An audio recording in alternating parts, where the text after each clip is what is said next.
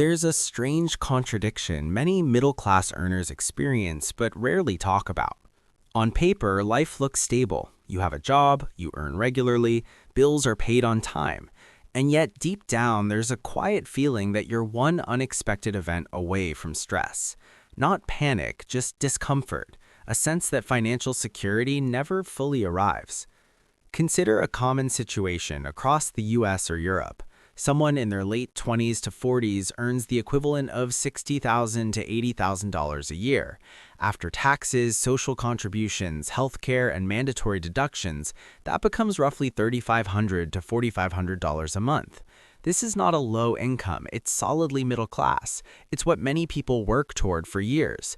But then the money starts getting assigned jobs almost immediately. Rent or a mortgage takes a large share, maybe $1,300 to $1,600. Housing is stable, but it's also fixed. A car payment or lease follows, perhaps $400 or more, plus insurance, fuel, maintenance.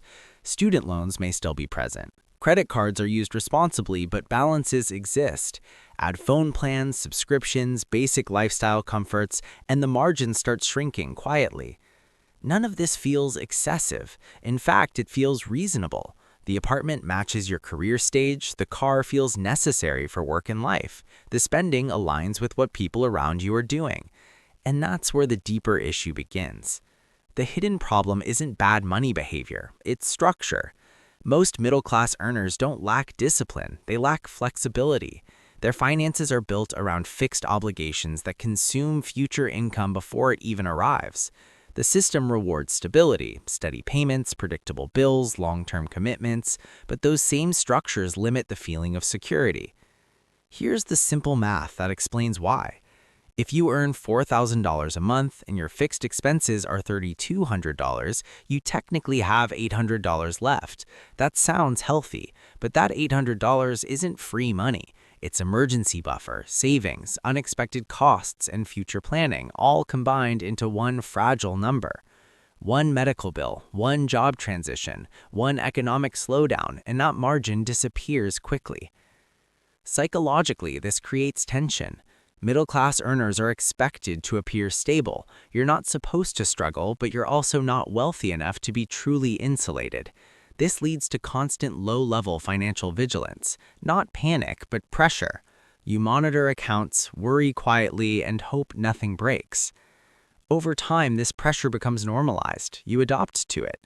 You tell yourself this is just how adult life feels. There's also a powerful social component.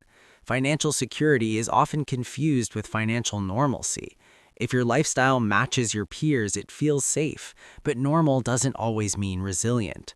Many people are one income stream away from stress, even if everything looks fine externally. When this pattern continues for years, the long-term impact isn't dramatic collapse, it's stagnation. Wealth grows slowly, if at all. Choices narrow. Career decisions are made based on income stability rather than opportunity or growth. Security feels close, but never fully reached. Financially intelligent people don't necessarily earn more, at least not immediately. What they do differently is how they interpret security. They don't measure it by lifestyle size. They measure it by margin and optionality. How many months could they adapt if income changed? How many decisions could they make without immediate financial consequences? This shift isn't about cutting joy or living in constant restraint.